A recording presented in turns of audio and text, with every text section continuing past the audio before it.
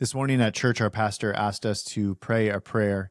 That's a really simple prayer, but really powerful prayer. I'm going to ask you to pray the same prayer. Many of you know my pastor. His name's Caleb. He's been on this podcast many, many times. He's part of the Dad Tired leadership here, and he spoke at our retreats. But he asked us as a congregation before we took communion to ask ourselves or to pray this prayer. And again, it's a prayer that I want you to pray as we start today's episode. And we will actually end with the same prayer at the end of this episode. So I just kind of want you to kind of pray it now and then tuck it away in the back of your mind for at the end of this episode. But he asked us to pray, God, is there anything in my life that grieves you? Is there anything, Holy Spirit, that grieves you in my life right now? And the goal of this prayer is to kind of conjure up anything in you, any sin in you. This comes from Psalms. Lord, search me and know my ways. See if there would be any wicked ways in me, any evil in me. And this is the prayer I want you to pray as we get started today, is to really ask yourself, God, is there anything in me that offends you? Is there anything evil in me? Is there anything wicked in me that you wouldn't be happy with? Knowing that God, as a good father, does correct and he does discipline, and it's always out of love because he loves you so much. He has better for you, whatever you're currently chasing after today or this week, your job, sin, affirmation, whatever you think is going to fill your tank today. Many times it will remind us, this prayer will remind us to repent and say, God, I'm chasing after all kinds of things that aren't of you. And so, Lord, is there anything, bring to mind, anything that grieves you, Holy Spirit, that I need to repent of? And so that's the mindset. I would ask you to even pray that now as you're, whatever you're doing, as you're listening to this podcast, just pray that prayer in your heart quietly as we jump in. I know so many guys feel like the Lord is preparing you for something more, and you don't really know what it is. We talked about this a little bit last week and the week before. It's like there's kind of this moment happening where there's a high motivation to do more, to like not just behave better, which we've talked about for years at Dad Tired, but not just like get my behavior in order. But Lord, it seems like God is stirring my heart towards something bigger. And I feel it, and so many guys feel it, and yet we don't actually know what to do. And so we talked a little bit last week about what are some ways that we can grow up in discipleship to become the man that God has called us to be, to mature in our faith. And so you can go back and listen to that, the last 2 weeks of podcasts where we talked a little bit about that. But I know many of you guys are feeling that kind of, that sense of God is doing something. It feels like he's stirring something in me. And I can't quite put my finger on it. And so we're going to kind of just continue that conversation today. Even this morning, as I was driving to church, I was quiet. I'm not normally quiet. I'm a verbal processor, which happens to be a good quality, I guess, if you're a podcaster. But I was quiet, and I was quiet yesterday. My wife kept asking, is everything okay? Is everything okay? And one thing I'm trying to learn as a husband, as I'm almost coming up on 16 years of marriage, is sometimes it's okay to have personal reflection, but don't keep your wife guessing. One of the greatest gifts you can give your wife is to know what you're feeling and then to be able to articulate it. Right now, I don't know everything I'm feeling. I'm feeling kind of a lot of stuff. I feel like God is stirring stuff. I don't have all the words for it, but the very least I can do is to relieve her of any fear. And one of the goals that we have as dads and as husbands, especially as husbands, to give our wife is a sense of safety. And so even I could tell my wife just didn't feel safe the last couple of days. And by safe, I mean like she's just quite like, are you stable? Are you okay? Are you grumpy? Are you short? Are you mad? Are you sad? Like she just didn't know. And so one of the ways that we can, as leaders, grow and give our wives stability and safety is to just let her in on what we're feeling. This is why we talk about all the time on the Dad Tired podcast, to really get in touch with what you're feeling and be able to say it, to feel it, to know it, to articulate it. And that will actually give those who you're leading a sense of safety. And so I was able to, I didn't even know, I should be fully honest here. I knew I was being quiet, but I wasn't really thinking through that I should explain any of this to her. I was kind of in my own head for the last 2 days. And so as we were driving to church, I just held her hand and I just said, hey, babe, like we're totally good. This is not about you at all. I'm just like, there's some stuff stirring. I feel like God's talking to me. I don't fully know what's happening. It's like, there's something going on in my soul, but I really am okay. I'm just kind of processing with the Lord. And what that does is it can kind of put her mind at ease. And so that's one of the gifts you can give your wife, is to know what you're feeling, be able to articulate it, and let her know, like, hey, this, you don't have to stress about this. Like, I'm okay. I'm stable. That's essentially what our wives are looking for in us is, are we stable? Are we a rock that they can come to and find security in? And so that's what I've been feeling the last couple of days of, like, God is stirring something in me, and I know that he's stirring something in you. And so I want to talk a little bit more, again, keep that conversation going. Before we jump into all of that, I do want to thank my friends over at Samaritan's Purse for sponsoring today's episode. I actually got a chance, Layla and I, last year to go with Samaritan's Purse on one of their trips through Operation Christmas Child. You've probably heard about this if you've been in church for any amount of time. Many churches and communities will pack these shoe boxes and send them out all over the world. Millions and millions of kids will receive these shoe boxes. And one of the things that I learned when I was with Samaritan's Purse is that the end of the ministry is not the shoebox. Like, the goal isn't just to pack a shoebox with some gifts and to give it to some kids who don't have any gifts on Christmas. Although that's a big deal, it's only a small part of their bigger ministry. What they said there is, like, we're not a Santa Claus ministry. We're not just trying to pass out Christmas gifts on Christmas. They are using those shoeboxes as a discipleship tool to get into the lives of the kids and the families in that community. And they give whole gospel presentations multiple times. Once kids come to know Christ, they go through a whole discipleship process. Like, the shoebox is just one very small tool of a much bigger discipleship process. So I'm a huge fan of theirs. I love what they're doing. I think it makes sense for us as a Dad Tired community to rally behind the mission, for kids all over the world to hear the gospel and be discipled. They're going to have collection week on November 17th to 24th, which means if you pack these shoe boxes with your family or as a church group or garage group or whatever you guys do, you'll want to get these all to the collection centers, which there's over 5,000 of them. If you go to SamaritansPurse.org/OCC, that's Operation Christmas Child, SamaritansPurse.org/OCC. You can learn more about how to pack a box, where to drop it off, etc. Great ministry, and I'm thankful for them big time for the ways that they have partnered with us in the past and the ways that they're making disciples all over the world.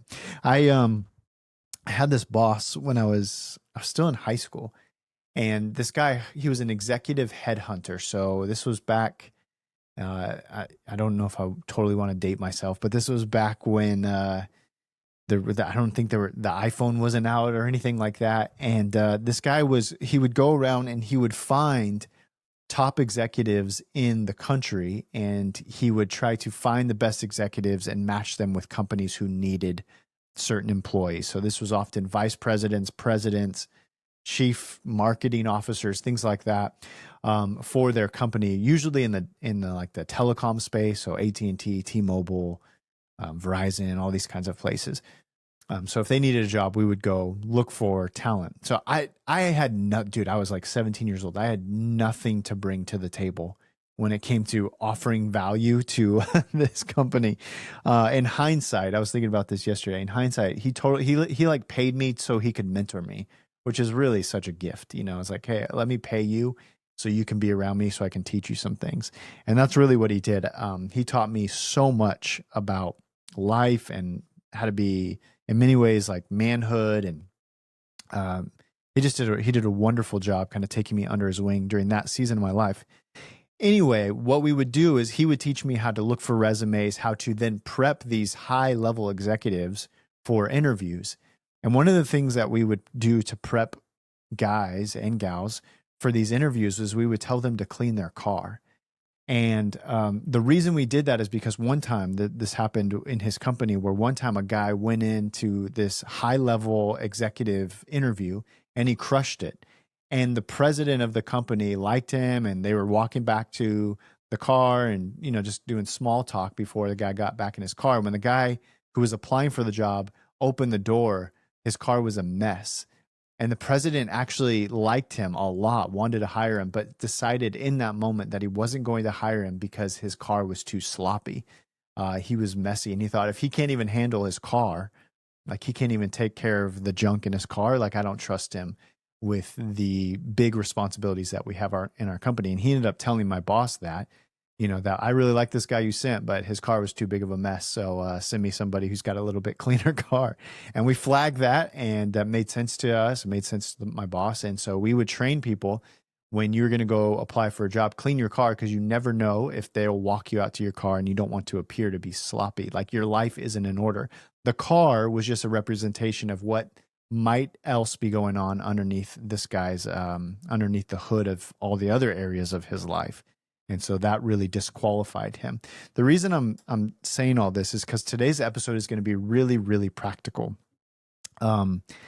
We have talked kind of spiritual things the last 2 weeks, as we do pretty much the last 10 years we've talked about on this podcast. But I want you to have this analogy. If you listen to last week's podcast, we talked about 7 ways that God will grow us up into maturity. And it's almost a stair step or a ladder as you're moving from one step to another. And the week before that, we talked about counting the cost to follow Jesus. Are you sure you're all in? And this metaphor that kept coming into my mind was, there is, for lack of better words, what feels like a draft coming. And that's kind of war language. And I don't mean it to be like hyperbole or overly dramatic. But it does seem like God is prepping men to step up and to lead in greater ways. And so if he's recruiting laborers, if the work is plentiful and he needs more laborers, and he is looking for more men who he will call unto himself to rise up, to take responsibility, to become men who are no longer selfish and self-centered and addicted and broken, but to find men who are healing and finding wholeness as they lead their families and the communities around them. If he's doing that, then it kind of feels like so God is, the captain is recruiting. And there does seem, again, to go back to what we talked about at the beginning of the episode, there does seem to be this kind of stirring among the church, among men in the church, that God is wooing and drawing and bringing men to himself. And so if that's going to happen, if that's happening, and he is going to take us through a maturing discipleship process, which again, last week I feel like I shared some of the clarity that the Lord has given me on some discipleship stuff. And I want to talk more about that in depth. But before we even get there, before we even officially start the job, I think what I've been feeling this week is we need to get our lives in order. If you knew you were going to get drafted into a war or called into a mission, you would, and you had a week to prepare, you'd start to kind of get your affairs in order. You'd start to get your life in order. You'd start to kind of clean up a little bit. And so I do feel like this week, even I've been finding myself doing this. I've just been like getting loose ends tied up. And I was trying to figure out, why am I feeling this way? And I think it was, as I was trying to be self-reflective, I think it's because I'm feeling the sense like God is about to call me, about to call us as men into something more. And so I'm just trying to get my life a little bit organized. And so sometimes, like the guy who was trying to get that job, sometimes there are certain physical spaces or outwardly things that reflect on the inwardly things happening within us. And so I'm just going to make a really clear connection of the dots here. You may have things in your life that are really sloppy, that need to be tied up. They're sloppy because they represent the internal things that are actually happening in you. They are unorganized and chaotic because there are things internally in you that are unorganized and chaotic. Your soul, your thinking, your headspace, your mental health, your emotions might feel unorganized and chaotic, and you have outward spaces that are reflecting that inward chaos. And so the goal for us would be, how do we start to clean up some of these areas of our life so that it can start to represent, the two things can start to connect. So I want to give you 7 ways. And again, these are like almost embarrassingly practical ways that you can start to clean up areas of your life so that you can start to prepare your hearts for bigger things. And I was just thinking, I just felt like this kind of pressing on my spirit, like, okay, God, I want to lead my family, and I want to disciple my kids, and I want to love my wife relentlessly and passionately and faithfully the way you love us and your bride. And I want to intentionally raise my kids to be disciples. And I want to get after the wounds of my own heart. And I want to be used by you to see the world changed around me, my neighbors and the community changed around me. And I just kept feeling like, okay, you want to do all that and you can't even like clean the McDonald's wrapper out of your car? You know what I mean? Like, why don't we just start there? just start by like cleaning up some of the mess. And this is why I've kind of felt a pull like, okay, I need to be faithful in the really, really little things so that as the Lord starts to, like the job hasn't even started, but once the job starts and I'm starting to move into these 7 stages of growing up in discipleship, my life feels a little bit more in order. So I'm going to give you 7 really practical ways. As you listen to these 7 things, I want you to think through what areas in your life need to be cleaned up. What areas in your life are sloppy that represent kind of the chaos underneath the soul, underneath the hood of your soul? Number 1 here, your car. If your car has fast food wrappers and receipts and there's gear rolling around and there's French fries and your kids' car seats are everywhere, it's not just a dirty car. Again, I want you to think through this metaphorically because spiritual leaders aren't necessarily ones who have clean cars. I know a lot of clean car guys who are not leading spiritually, but we're just trying to have outward reflection of what we want to be happening in our soul. Again, it's a reflection of potentially a distracted life. And so when you are living in constant hurry, when you're rushing everywhere, where you never feel like you're ahead of something, but you're always responding to something, your environment shows it. And so we will clean our cars. Again, super practical, almost embarrassingly practical.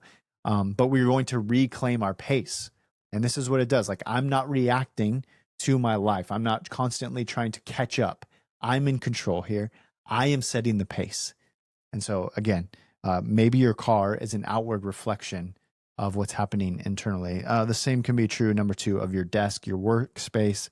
It's hard to lead others when your space around you screams confusion. Sometimes I'll show up, I'm sitting at my desk right now, and it's just pure chaos. Dude, I know this feels, I feel like I keep having to give disclaimers because it seems so silly. And it almost seems like it couldn't be spiritual, but the amount of times that my physical desk has represented where my life feels is just the countless amount of times that has happened. And so oftentimes you can look at my desk, like if you just walked into my office and you looked at my desk, you could know exactly where I'm at in my life. And so maybe your desk and your workspace need to be organized so that you don't scream confusion to yourself and to the world around you.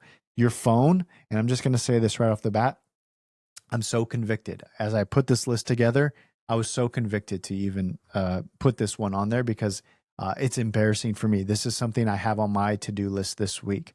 If you have notifications everywhere, if you have multiple unread text, you're mindlessly scrolling, it's a reflection that your heart is reactive. It's not being intentional. You'll just kind of wander wherever the wind blows, your mind's going to go. And there's just no organization. I say that with conviction. I'm looking at my computer right now. I have 1,195 missed unread text messages. And I have 4,200, I'm reading this on the spot, 4,202 unread emails. So if you've ever texted me or you emailed me and you said, dude, how come you never text me back or email me back? It's because this area of my life has gotten completely out of control. My wife, this is like my wife's biggest pet peeve. She's like, how do you live with yourself? Like, how do you sleep? And for some reason I sleep a little bit too well, like even knowing all this. This is a reflection of, I just feel out of control. I feel like there's this area of my life that just feels like I have no control over.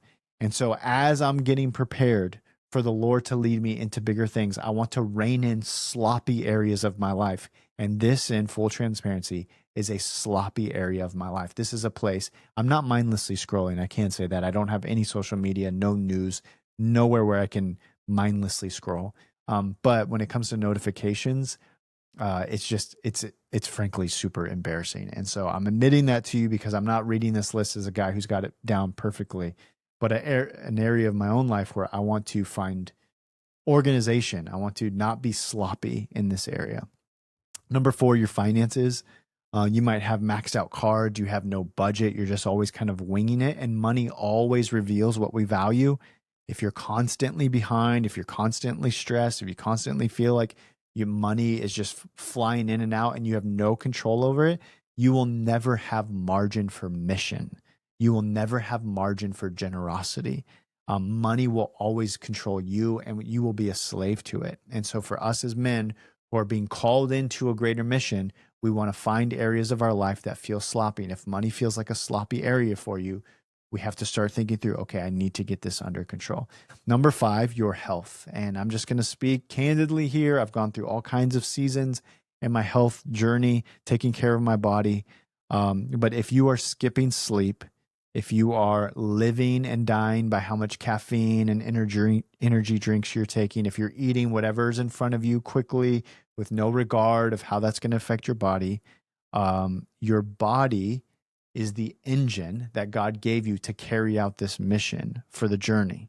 And when you neglect it, this is usually a deeper sign that you are neglecting deeper things in your soul. And dude, this has been so true of me. If you've listened to the podcast the last few months, I've talked about outer circles, inner circles, outer circles, middle circles, inner circles, red light, green light, yellow light. And one of the things that's kind of my middle circle, yellow light behaviors is some of my eating habits, whether that be eating rushed fast meals or like I could down a sleeve of Oreos without thinking twice about it. This is all the reason that's yellow circle behavior for me. The reason that's like starting to wave a warning caution flag is because it's indicating for me something deep, like what else is happening in my life that I'm using food or I'm medicating or I'm numbing or I have no self-control over and I'm just trying to escape from. And so again, these are just signs. They're areas of our life. They're physical representations of something that might be happening inwardly that feels chaotic, no control, no self-control, no governance over. Number 6, your home. You've got cluttered spaces, piles of laundry, unfinished projects. Sometimes a chaotic house reflects a man who's lost rhythm. And so this is one of the things I've been really proud of. I'm like 320. I haven't looked at the count recently, but it's like 320 something straight days I've made my bed. That's a habit I did not have before this last year. And it's one of the habits, like oddly, I'm most proud of, to start to wake up and just like make my bed every day. This last weekend, I made it a goal to organize my closet. I just want to walk into a space and I want it to reflect what I want to be happening inwardly. And so I highly encourage you, maybe if you've got piles of laundry or unfinished projects or your bed looks sloppy every day, start by making your bed. Lastly, your words. You have no control over your words. Like, think through it again as like sloppiness. Areas of your life that you just don't feel like you have really any control over. It all kind of feels sloppy. If your words feel sloppy, if you're constantly thinking to yourself, man, I shouldn't have said that, or why did I say that, or why did I say that so quickly? I have no control over my tongue. Again, I don't mean to keep beating a dead horse here, but a sloppy tongue usually reveals an unexamined heart. If you have not slowed down enough to choose your words carefully and slowly, you probably have not slowed down enough to examine what's going on in your heart, which leads me to the question that we started with at the very beginning, which is, Lord, what in me grieves you? And I want you to ask that again as we wrap up today's episode. Holy Spirit, is there anything in me that grieves you, that would not bring you joy, that would not make you happy? And again, this isn't God shaming us. You have the Father's grace and you have the Father's love, but also search me, God, know my ways. Is there anything in me that would grieve your heart, that would be evil, that would be displeasing to you? And as you think through just 7 examples I gave you, very practical ones that I think any of us as dudes can relate to, here's what I want you to do. I want you to pick 5 areas of your life that feel sloppy. Maybe they come from this list. Maybe there are other areas in your life that you know are sloppy. So just pick 5 areas of your life that feel sloppy. They feel out of control. They feel like they are a visual representation of what's happening in your soul. And then this week, I want you to pick 2 of those 5 that you are going to start to bring order to that chaos. And again, please hear me on this. Everything is spiritual. And what we're trying to do here is deeper than just having nice, clean cars and made beds and organized closets. That is not the point. The point is symbolism. It is, what's that book called? Liturgy. I think there's a book called The Liturgy of the Ordinary. It's these outward expressions that say, I want, as I make my bed and I bring a chaotic and messy bed to order, I'm remembering that there's a God who brings chaos in my life to order. As I get rid of all the chaos of my email and my text, and I organize my closets and I finish up the projects, I'm remembering that I serve a God of order. I'm serving the God who takes all the chaos of my life and he's bringing order and beauty and clarity to it.